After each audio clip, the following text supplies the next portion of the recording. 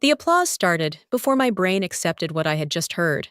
Blake Whitmore, not me. Blake Whitmore, the man who had been at Harbor Point Systems for 14 months and once asked whether our claims reconciliation engine ran on the cloud or inside the database, had just been promoted to Director of Core Infrastructure. I sat in the third row of the all-hands meeting with my hands folded in my lap, smiling the way women in corporate America learn to smile when someone younger, louder, and significantly less useful walks away with the title they earned. If you're curious how Blake's big promotion became his downfall, like this video, where are you listening from? And what time is it there? Because what happened next made everything worse. Our CEO, Martin Hale, beamed at Blake from the stage. Blake has brought fresh strategic vision to the infrastructure organization, he said. Fresh was one word for it. Unburdened by technical understanding was another. Blake stood, buttoned his navy suit jacket, and gave the room a humble little nod, as if he had not spent the last year converting my documentation into executive talking points. Then he turned around and looked directly at me. That was the moment I knew this was not just an oversight. It was a message. After the meeting, he caught me near the coffee machine. "Vivian," he said, using the gentle tone people reserve for layoffs and poorly trained dogs, "I know this might feel disappointing, but you're still absolutely critical to the team." Am I? Of course. In fact, I need you to prepare the full Claims Bridge architecture packet for North Star Health Alliance by Friday. Something polished, executive-friendly. I'll be presenting it. There it was. He got the title. I got the homework. I looked at his expensive watch, his perfect smile, and the confidence of a man standing on a bridge he did not know I had built. "Sure," I said. "I'll prepare exactly what my role requires." That night, I opened my employment contract for the first time in years. One line stopped me cold. Senior Systems Engineer Advisory Support only, not executive accountability. I read it twice. Then I smiled. Blake had just been promoted into responsibility for a system only I understood. I want to make this clear, this is a fictional story, with some details supported and developed using artificial intelligence to enhance drama, emotion, and highlight thought-provoking messages. Now, let's continue. That line in my contract sent me back 9 years. To the day Harbor Point hired me, because ClaimsBridge was a billing bonfire with a login screen. Back then, the system crashed every month-end close. Clinics waited days for reimbursements. Hospitals called support like it was a hostage negotiation. A duplicate claim bug froze $3.4 million in payments and made our CFO age before lunch. I was brought in as the quiet fixer, corporate language for, "Please save us, but don't expect anyone to remember your name." So I rebuilt it. I rewrote the reconciliation engine, redesigned the audit trail, created failover rules, and documented every ugly decision by year 3. ClaimsBridge was processing $68 million a day with fewer outages than our coffee machine. I trained junior engineers, wrote runbooks thick enough to injure someone, and answered calls at 2 a.m. because apparently my phone number was part of the disaster recovery plan. Recognition came in generous forms. Of course, a great job in Slack, a gift card after a holiday outage. Once, Martin called me the backbone of the company, then gave the speaking slot to a director who thought SQL was a compliance framework. Then Blake arrived. He spoke fluent executive, operational maturity, strategic velocity, platform narrative, beautiful phrases, polished and empty, like a luxury apartment with no plumbing. He sat in meetings while I explained risks, nodded thoughtfully, then repeated my warnings as if they had descended from Mount PowerPoint. 8 months before his promotion, I flagged that our legacy payer API could misclassify high-volume claims during batch retries. Blake waved it off. "Vivian, we can't keep letting edge cases slow innovation." 3 weeks later, that exact edge case hit. I fixed it overnight. By morning, Blake emailed leadership my team stabilized the platform after the promotion. Curiosity got the better of me. I opened the nomination packet. There it was, my diagrams, my language, my architecture notes, and Blake listed as the author of Harbor Point's transformation strategy. Seeing my work inside Blake's promotion packet did not make me quit. Quitting would have been dramatic, and Blake loved drama as long as someone else handled the consequences. I chose something far more dangerous to a company built on invisible labor. I followed my job description. On Monday, I arrived at 9 o'clock sharp, not 7:12 with overnight error logs open. I did not open the monitoring dashboard before breakfast. I did not scan failed batches just in case. I answered emails addressed to me, updated the compliance notes assigned to me, and ignored 3 Slack messages that began with quick question. Corporate code for unpaid consulting. At 10:40, Mia from Platform Engineering appeared beside my desk. Pale and clutching her laptop. Vivian, the payer retry service is throwing inconsistent statuses. You've seen this before. Right, I had. Twice. Once on Thanksgiving. While Blake was probably posting about gratitude, the runbook covers that. I said, Section 6.3. If the behavior differs, open an incident ticket and tag the service owner. She blinked. You're not going to just look, I am looking, I said, pointing at my assigned work, at what I'm responsible for. By noon, the quick question had become a thread with 14 replies. 2 confused engineers, and Blake adding, let's align on root cause, which was impressive because he had not yet aligned with the cause. At 5 o'clock, I closed my laptop. People looked up, as if a fire alarm had learned to walk. That evening, Blake messaged me, Vivian, during this leadership transition, I need you to be more flexible. Ash replied, absolutely. Please submit any additional requests through the official assignment system so priorities and accountability are documented. He did not respond for 11 minutes. That silence was the first honest thing he had given me. Blake's silence lasted until Wednesday morning, when his new accelerated modernization patch went live and immediately performed like a raccoon operating a forklift. At 8:07, ClaimsBridge marked 12,400 insurance claims as processed, even though the payment transfers had not completed. By 8:19, $1.7 million was sitting in accounting limbo. Clinics could see approval notices, hospitals could not see deposits, and customer support began receiving calls from billing managers who sounded one bad sentence away from litigation. I learned this at 9 o'clock when I walked in holding coffee. Blake was already outside my desk, tie crooked, laptop open, leadership aura visibly buffering. Vivian, we have a critical incident. Is there a ticket assigned to me? He stared. This is not the time for bureaucracy. No, I said, setting down my bag. This is exactly when bureaucracy becomes evidence. His jaw tightened. You've fixed worse without paperwork. Yes. And last quarter, you told leadership we needed disciplined process maturity. Congratulations, we're mature now. By 9:12, an incident ticket appeared. I reviewed the logs, traced the failure to a retry status mapping Blake's team had approved without reading the dependency notes, and wrote a remediation plan, freeze outbound confirmations, reconcile the affected batch, restore payment states, then submit a compliance notice before restarting the queue. Blake hovered behind me. Can you just execute it after change approval? That takes hours. So does explaining to auditors why we changed financial records without approval. For once. No one argued. Compliance approved the emergency change at 11:46. I implemented the fix in 43 minutes, validated the claim states, and documented every step like the boring little liability shield I had become. At 2:18, Blake sent leadership an update, suggesting the incident experienced delays due to delayed technical escalation. Bold move.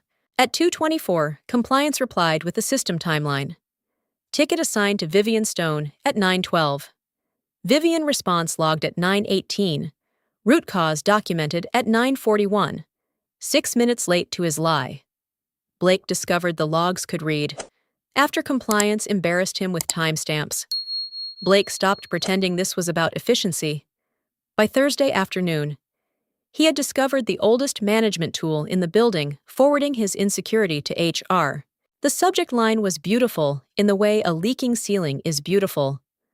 Concerns regarding change resistance and incident responsiveness. I was invited to a meeting at 3:30. Blake sat beside Dana from HR, wearing the expression of a man bravely surviving consequences he had personally ordered. Dana folded her hands. Vivian, Blake has raised concerns that you may be struggling to adapt to the new leadership structure. Interesting, I said. Which part? Blake leaned forward. You've become less collaborative, slower to engage.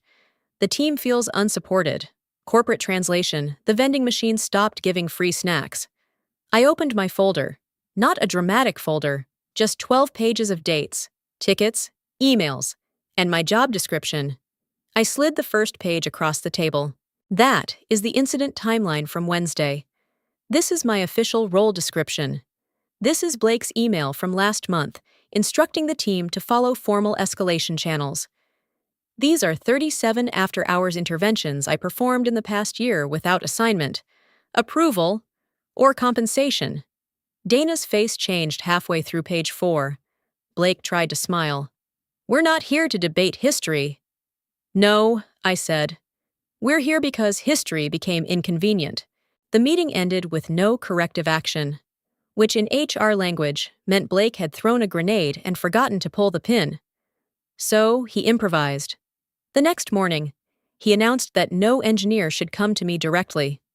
All technical questions had to route through him first. By lunch, a simple claim status bug had 3 owners, 2 conflicting priorities, and 1 Slack thread where Blake wrote, "Let's circle back on the data layer," while discussing a user interface problem. At 4:55, Mia stopped beside my desk. Voice low. Vivian, he's editing the North Star audit deck. I looked up. He's removing your name from the architecture credits. If you think Blake was right to report me to HR, comment necessary. But if you think he abused his power to hide failure, comment he needs to be exposed. I want to know which side you're on. Mia's warning should have made me angry. Strangely, it made me calm. Blake was not stealing my work because he was clever. He was stealing it because, so far, nobody had asked him to explain it without me standing nearby, like corporate life support. I could have marched into Martin's office and accused him. That would have been satisfying for about 12 seconds. Then Blake would have lowered his voice, used words like disgruntled and alignment, and turned my evidence into attitude. So I gave him exactly what he wanted. At 7:18 that evening, I uploaded the full North Star architecture packet to the shared audit folder. It included the claims bridge data flow diagrams, the dual ledger reconciliation model, failover procedures, dependency maps, and risk notes for every weak point Blake had dismissed over the past year. But I did not send a flat PDF. I sent the source files. Every document carried version history. Every diagram had embedded author tags. Every risk note linked back to the original ticket. Every architecture decision record included dates, reviewers, and comments Blake had left unread for months. If he wanted to erase me, he would need to erase the building's memory. At 7:41, Blake replied, "Great. I'll streamline this for executive presentation." Streamline, a lovely word meaning, remove the person who did the work. The next morning, I saw his revised deck. My name was gone from the contributor slide. The phrase prepared under Blake Whitmore's leadership appeared 3 times. Because apparently theft needs branding, I downloaded the deck, saved the email, and did nothing. That was the trap. Not drama, not revenge, just evidence. Waiting patiently in places Blake never thought to check. 2 hours before the North Star review, I received the attendee list. Their lead auditor was Elaine Porter. I stared at the name, then laughed once.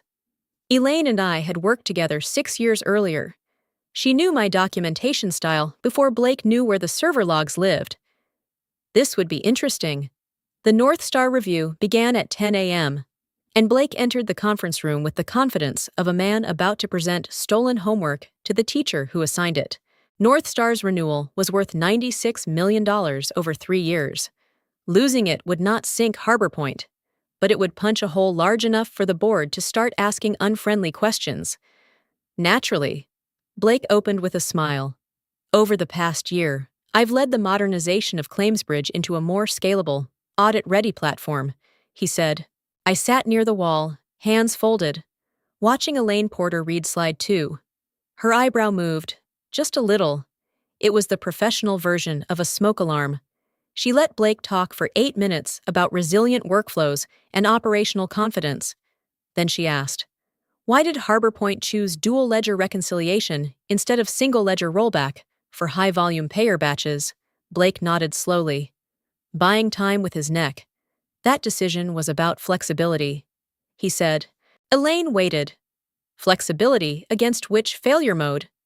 His eyes flicked toward me. I looked at him with all the warmth of a closed bank vault. Well, he said, the broader architecture supports multiple scenarios. Elaine clicked open the original architecture decision record. My name sat at the top, dated 7 years earlier. I'd like Vivian Stone to answer. The room changed temperature. I stood and explained the choice. Plainly single ledger rollback created legal exposure when payer confirmations arrived out of sequence. Dual ledger reconciliation preserved auditability, isolated disputed claims, and prevented duplicate payments during retry storms.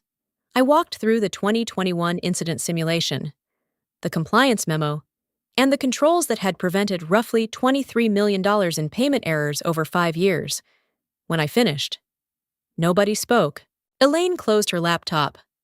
Northstar has serious concerns about the accuracy of Harbor Point's technical leadership representations. Blake's face emptied. By 4:30, Northstar paused the $96 million renewal and requested an internal investigation into who actually owned the ClaimsBridge architecture. Suddenly, everyone knew exactly why Blake had panicked.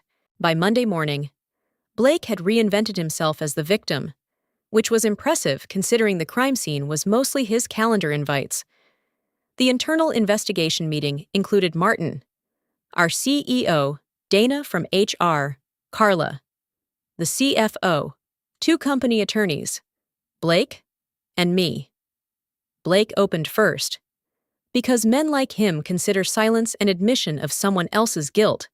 Vivian intentionally embarrassed Harbor Point in front of Northstar.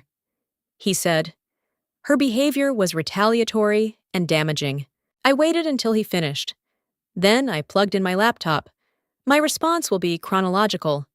The first slide was simple, a 42-page timeline, reduced to dates, documents, and system records. I showed the original ClaimsBridge architecture files with my author tags. Then Blake's revised audit deck, where my name had disappeared. Then his email saying he would streamline the materials. Corporate theft, apparently, came with verbs. Blake shifted in his chair. Those were leadership edits. Removing authorship is not editing. I said, it's laundering.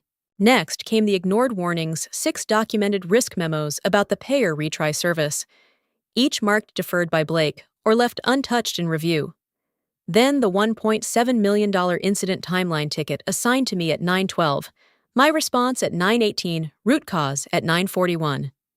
His accusation of delayed escalation appeared on the next slide, followed by compliance correcting him in writing. Dana stopped taking notes for a moment. One attorney leaned forward. Blake tried a new angle. If Vivian's knowledge was so critical, why didn't she train anyone? I clicked once. 17 proposals appeared: mentorship rotations, incident shadowing, architecture review sessions, documentation workshops, 6 years of requests, all postponed, deprioritized, or buried under next quarter planning. Blake's name appeared on the last 3 rejections. The room went quiet enough to hear the projector fan. Then Carla, the CFO, cleared her throat. There's more. Northstar didn't only pause renewal, they issued a penalty notice for misrepresentation of technical governance. Blake finally looked scared. Not misunderstood, not offended, scared. And for the first time all morning, nobody in that room looked at me again. After Carla mentioned the penalty notice, consequences began arriving with the polite efficiency of a finance department sharpening knives. By Tuesday, Blake's management access was suspended. By Wednesday, legal had opened a review of every technical presentation he had delivered. By Friday, they found 9 strategy documents where his name appeared as architecture lead on work he had not designed, reviewed, or understood beyond the title slide. Watching it unfold was not joyful exactly. It was cleaner than joy. It felt like air returning to a room after someone finally opened a window. The numbers were ugly. The payment incident had cost $1.7 million in remediation, credits, and emergency support. North Star's penalty notice carried a potential $4.2 million exposure. The $96 million renewal remained frozen. 3 smaller clients requested assurance letters. Martin stopped saying fresh leadership energy in meetings, which I considered a small public service. Blake tried one final performance. In a closed meeting with Martin, Carla, Dana, and me, he leaned forward. "I can fix this," he said, "but I need Vivian to work with me instead of against me." There it was again. The old magic trick. Turn accountability into a woman's cooperation problem. I looked at him and said, "You don't need me to work with you. You need me to keep absorbing the consequences of decisions you made without understanding them." His face tightened. I continued, "Because after 9 years, apparently I had earned a full paragraph. I warned you about the retry service. You ignored it. I documented the architecture. You removed my name. I followed escalation procedures. You accused me of delay. This is not a collaboration issue. This is a competence issue. No one rescued him." 2 hours later, Blake was removed from the director role, stripped of his leadership bonus, and placed on administrative leave pending final review. Corporate justice rarely wears a cape. Sometimes it wears a calendar invite titled Organizational Update. That afternoon, Martin called me into his office. "We'd like you to step into Blake's role," he said. I smiled. "Not like this." I said, "I have conditions. I did not want Blake's title." Titles, I had learned, were often decorative stickers placed on empty boxes. I wanted authority, protection, and a system that could survive without turning my life into unpaid infrastructure. So I gave Martin my conditions: Chief Systems Architect, a 55% salary increase, equity refresh, written veto power over any change touching ClaimsBridge's core payment logic, and a mandatory knowledge transfer program with dedicated engineering hours. Not when we find time, which in corporate language means never. Martin looked like he had swallowed a budget spreadsheet. "That's a lot." "No," I said. "That's what the company was already taking. I'm just putting it on an invoice." They accepted. 3 months later, 12 engineers had completed the first architecture rotation. Mia handled a retry state failure without calling me once. She documented the fix, explained the risk, and caught a second issue before deployment. I nearly applauded, but I settled for leaving one comment: "Good catch. Now teach it." North Star returned to the table and signed the renewal with one condition: I would oversee technical governance for the first 18 months. Apparently, customers enjoy knowing the person who understands the bridge is not locked in the basement. Blake disappeared into strategic consulting, which is linked in for unemployed with adjectives. But his collapse was not my real victory. My victory was leaving at 5:04, watching the system continue running, and realizing I had finally stopped being the only person who understood it. That was freedom. For once. Completely.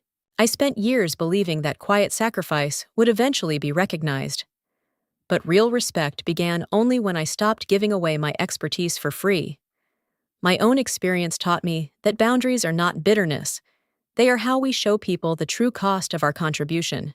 From my own story, I learned 5 lessons. First, I learned that hard work without visibility can easily be stolen by louder people. Second, I learned that documentation protects not only the company, but also the person who built the work. Third, I learned that doing only what my role requires can reveal how much extra labor I was silently carrying.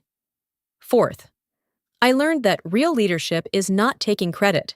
It is creating systems where others can grow.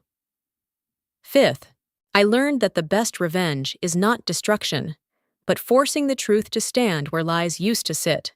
What about you? Did this story leave you with a lesson of your own? Share it in the comments. I truly want to read it. And if this story made you think of someone who deserves to be valued, please like, subscribe, and share it. You never know who might need this reminder today. Welcome to Boardroom Revenge Stories, a channel focused on workplace conflict, corporate betrayal, power struggles, and quiet justice. Our stories follow a structured workflow to deliver a consistent, immersive experience. We start by analyzing real discussions on Reddit, Facebook, Quora, and blogs. Next, we craft original scripts using AI tools like ChatGPT. We then use 11 Labs to transform text into high-quality voice and edit everything in CapCut for a smooth, cinematic finish. Thumbnails are designed with Canva, and every video is carefully reviewed before release. These stories go beyond entertainment, revealing how power truly works and how justice quietly unfolds.